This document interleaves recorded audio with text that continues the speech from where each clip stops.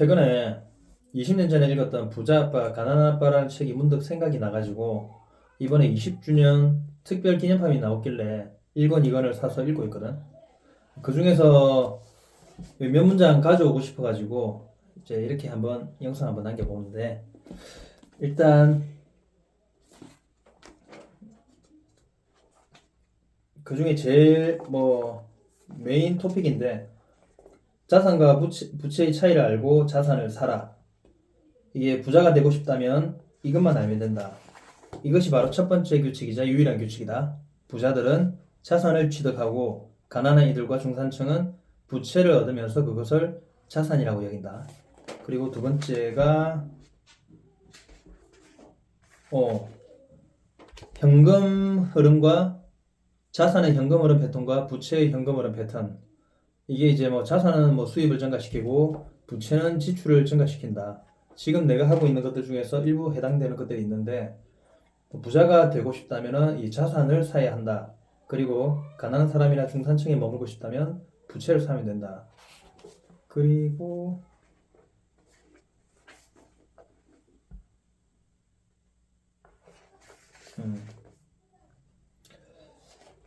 일단 자기 자신을 위해 일하기로 결심을 하고 나면, 즉 임금 인상을 추구하는 것이 아니라 자산을 취득하는 데 전념하기로 결심을 하고 나면 어떤 목표를 세워야 할까? 대부분의 사람들은 계속 일을 하면서 자산을 구입할 돈을 모아야 한다.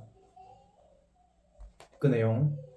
그리고 부자가 되고 싶은가? 수입을 생성하는 자산을 구입하는 데 모든 노력을 집중하라. 자산이 무엇인지 제대로 이해한다면 말이다. 부채와 비용은 낮게 유지하라. 그러면 자산 항목을 늘릴 수 있다. 그리고 부자가 되고 싶은가? 중요한 것은 얼마를 버느냐가 아니라 얼마를 보유하느냐이다. 지식은 문제를 해결하고 돈을 창출한다. 금융 지식 없이 생긴 돈은 곧 사라진다. 만약 벌어들이는 돈을 모두 쓰는 것이 나의 패턴이라면 소득의 증가는 지출의 증가만을 초래할 뿐이다. 돈에 대해 제대로 이해하지 못하면 결국 돈의 가공할 힘에 휘둘리는 노예가 되고 만다. 보통 우리가 말하기로 20년치 정도의 생활비가 있으면 우리 쇠양지 레이스를 탈출할 수 있다고 하는데, 즉 5% 정도의 수익률을 올릴 수 있으면 20년치 생활비가 있는 경우에는 모든 지출을 그걸로 충당할 수가 있으니까 더 이상의 근로는 필요로 하지 않다라는 이야기인데, 나도 이전에는 한 10년치 정도의 생활비는 이제 모아봤는데, 이게 과도한 리스크를 짊어지면서 정말로 그 리스크가 현실화가 돼버리니까 이게 이제 다시 무일푼으로 돌아가 버리더라. 물론 이제 나는 이제 지금부터라도 1년치 해당하는 생활비를 이제 꾸준히 쌓아 나가고 있는 중이고, 물론 이제 쌓아 나가야 되는데, 이것을 자산을 사라라는 것을 이제 지금 내가 하고자 하는 주식 투자에 대입을 해보려고 하니까, 이게 내 주머니에 돈을 넣어줄 수 있는 주식을 사라라는 이야기인 거고, 그렇다면 이게 하락의 리스크가 없어야 돈을 벌어다 줄 것 아닌가, 그지? 그래서 과도하게 많이 오른 주식들은 반드시 피해야 되고, 추가적인 하락의 리스크도 내 편으로 가져오기 위해서는 12개월 이상의 장기간으로 기간을 두고 분할 매수를 해 나가야 하고, 그런 수익의 가능성이 있는 자산들에 골고루 씨앗을 뿌려놓아 가능성을 조금이라도 높여놓는 게 좋을 것으로 판단이 돼. 지금 그래서 나는 이제 현재 11개 정도의 기업을 골라놓은 상태고, 1월부터 종목당 매회 10만 원어치 분할 매수를 해 나갈 계획이거든. 물론 이제 독서 역시 지속적으로 해 나가면서 책에서 배운 내용들을 하나씩 투자에 적용을 해서 그 기록들을 계속해서 유튜브 영상으로 남겨보도록 하려고 해. 1월부터는 특정 종목들을 매입을 하게 된다면 분할 매수하는 종목들에 대해서도 짧은 코멘트를 남겨보도록 할게. 일단 자기 자신을 위해서 일하기로 결심을 하고 나면, 즉 임금 인상을 추구하는 것이 아니라 자산을 취득하는데 전념하기로 하고 나면 목표를 세워야 되겠지, 그지?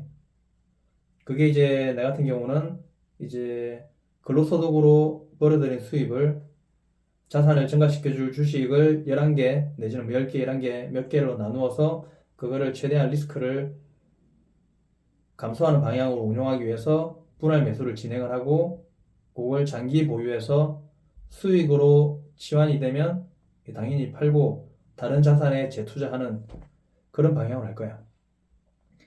이게 벌어들이는 돈을 모두 쓰는 것이 이제 사실은 보통 직장 생활인들이 보통 이렇게 하잖아. 이게 지금 근로생활 소득자가 대기업이라도 뭐 연봉 1억이 넘어가는 경우는 많지 않으니까 그렇게 된다면 한 650 정도를 받는다고 보면은 보통 4인 애 둘 키우는 4인 가정의 경우에는 500만 원 이상을 쓰게 될 거야. 이게 집이 없으면은 주거 비용으로 보통 한 200만 원 정도가 나가게 될 거고 그리고 뭐 나머지 애 학원비 뭐 하나 키우면은 뭐 학원비가 한 50 정도 들어갈 거고 하다 보면 사실은 거의 모으는 게 없게 돼. 그리고 이게 실제로 그 급여가 한 2배 이상 늘더라도 생활 지출이 그거에 따라서 늘더라고. 그래서 이제 지출을 통제하는 게 가장 제일 일단 중점적으로 좀 주의해야 될 사항이고 그 통제한 지출에서 생기는 이득은 이제 자산을 사는데 계속 좀 써야 될 것 같고 그래 일단 뭐 다음번에도 부자 아빠 가난 아빠 요거 조금 요약해가지고 한번 이야기를 해볼게. 자산을 사는데 우리 조금 집중을 해보자.